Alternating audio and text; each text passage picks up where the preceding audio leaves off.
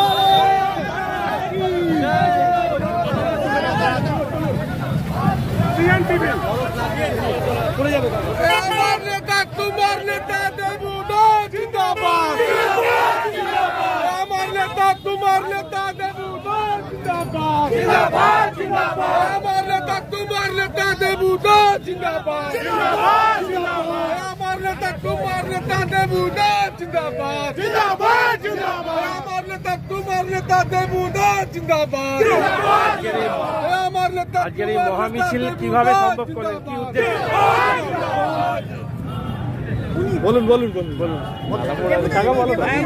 আজকে মহামিছিল কিভাবে সম্ভব করলে, এই বিশাল মিছিল কি উদ্দেশ্যে? হাসপাতালে আমরা সবাই ভারতবাসী হিসাবে আজকে 75তম প্রজাতন্ত্র দিবস। আজকে আমরা হাজার হাজার মানুষ রাস্তায় নেমে একসাথে আমরা প্রজাতন্ত্র দিবস পালন করছি। এখানে আমরা জাতি ধর্ম নির্বিশেষে হিন্দু, মুসলিম, শিখ, খ্রিস্টান, বৌদ্ধ সবাই, আমাদের এটা সম্প্রীতির মিছিল। আমাদের এটা সমস্ত এই এলাকার সমস্ত ভাইয়েরা আমরা একসাথে, মায়েরা, বোনেরা একসাথে আমাদের সংহতি মিছিল। আমরা সবাইকে নিয়ে সম্প্রীতির মিছিল। আজকে আমরা সবাই ছোট খেজুরিয়া মোড় থেকে চুঁচুড়ো পিপুলপাতি মোড় অবধি আমরা এই মিছিল করছি এবং এরপরে চুঁচুড়ো ইমামবাড়া সদর হসপিটালে আমরা সমস্ত যারা রোগী ভর্তি আছে তাদের মধ্যে আমরা ফল বিতরণ করব।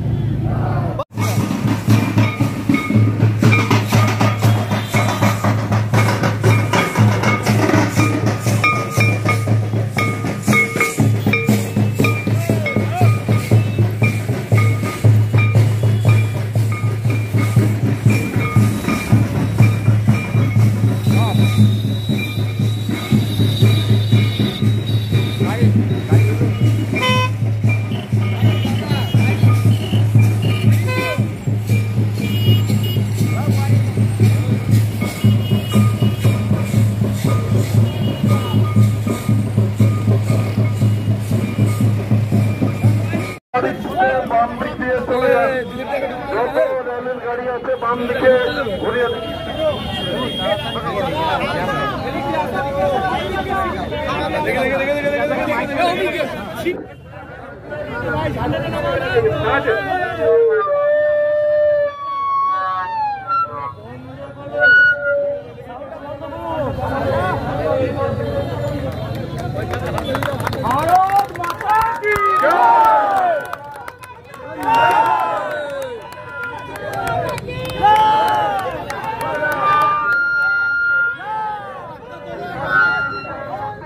জানাই। আপনারা সকলে ভালো থাকুন। অনেক রাস্তা আপনারা হেঁটেছেন, আপনারা যারা এই মিছিলে অংশগ্রহণ করেছেন আস্তে আস্তে বাঁ সাইড দিয়ে আপনারা বালিমোড় হয়ে আপনারা ধীরে ধীরে ধীরে ধীরে নিজেদের বাড়িতে ফিরে যান। মৃত্যুর দিন পর্যন্ত আমরা আপনাদের সাথে আছি। এই লড়াইতে সব সময় আমরা একসাথে ছিলাম, আছি এবং থাকবো। যতদিন সূর্য চন্দ্র পৃথিবী থাকবে, আমরা যতদিন বাঁচবো, আমরা একসাথে কাঁধে কাঁধ মিলিয়ে সবাই মিলে এই লড়াইয়ে একসাথে আমরা বাংলাকে এগিয়ে নিয়ে চলবো। সবাইকে ধন্যবাদ জানাই, ভারত মায়ের সুসন্তানদের আমি ধন্যবাদ জানাই, বড়দের প্রণাম, সংখ্যালঘু ভাইদের সালাম জানিয়ে প্রজাতন্ত্র দিবসের আমি আমার সংক্ষিপ্ত বক্তব্য শেষ করছি।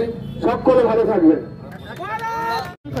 আজকে প্রজাতন্ত্র দিবস উপলক্ষে, 75তম প্রজাতন্ত্র দিবস উপলক্ষে আজকে আমরা সকল ভারতবাসী আজকে একটা গর্বের দিন, 75তম প্রজাতন্ত্র দিবস এবং সাথে সাথে সংবিধান দিবস। আজকের দিনে সংবিধান বাস্তবায়ন হয়েছিল। আমরা সেই উপলক্ষে সমস্ত স্বাধীনতা সংগ্রামীদের স্মরণে আজকে আমরা মিছিল করেছিলাম এবং এখানে জাতি ধর্ম নির্বিশেষে সমস্ত মানুষ, এই এলাকার একদা অঞ্চলের সমস্ত মানুষ এই মিছিলে অংশগ্রহণ করেছে। এরপর কি করবে? এরপর আমরা ইমামবাড়া সদর হসপিটালে, এটা প্রত্যেক বছরই আমরা করে থাকি, দুস্থ রোগী যারা আছেন সেই রোগীদের মধ্যে আমরা ফল বিতরণ করি। এবছরে কি র্যালিটা প্রথম করবেন? না, এটা আমরা কন্টিনিউয়াসলি করে যাচ্ছি, বিগত 5 বছর ধরেই আমরা করছি। লোকসভা ভোটের আগে এত বড় র্যালি? না, এর সাথে রাজনৈতিক প্রতিক্রিয়া মানে রাজনীতিগত সম্পর্ক নেই, এটা আমরা প্রত্যেক বছর করি।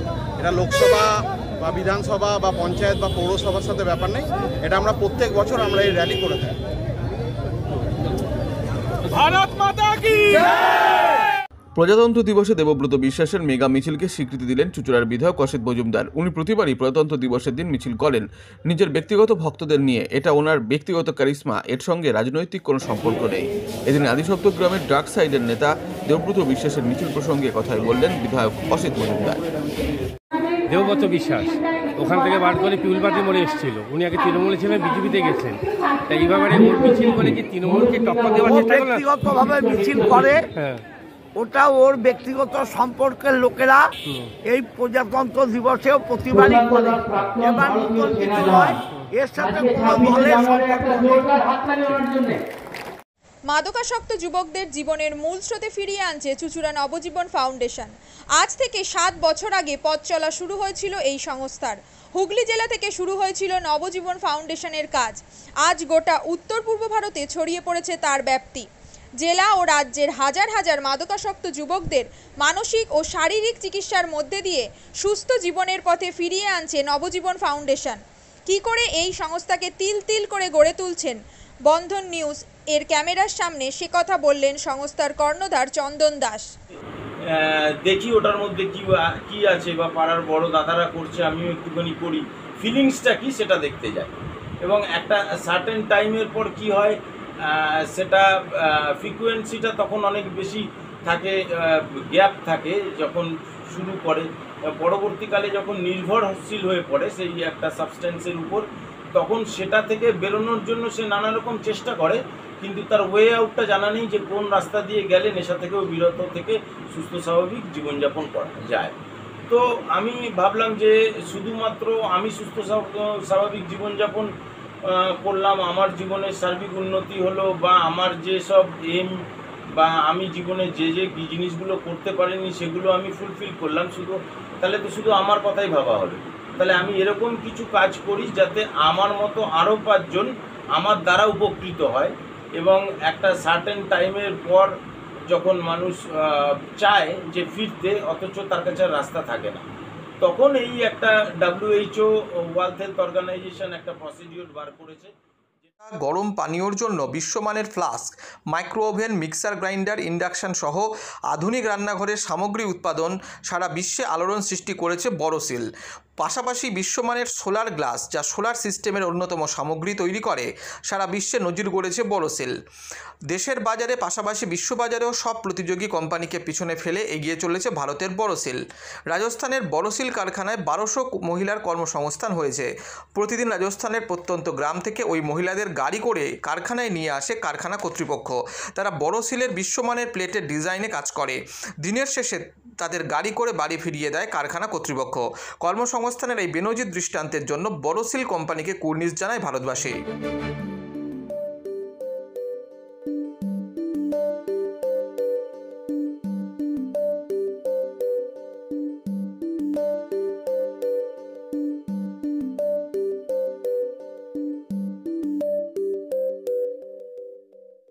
At Borosil, our products touch our customers' lives in many ways.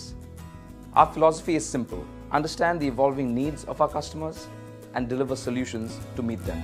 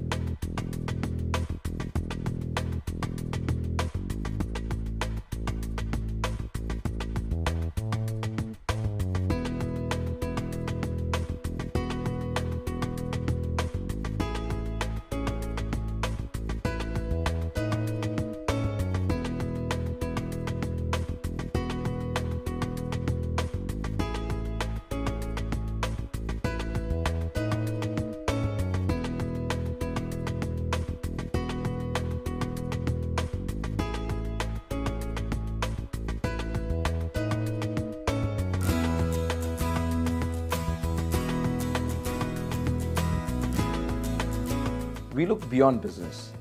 We promote green energy as well as provide healthcare and education for the underprivileged. In fact, this has been our heritage at Borosil.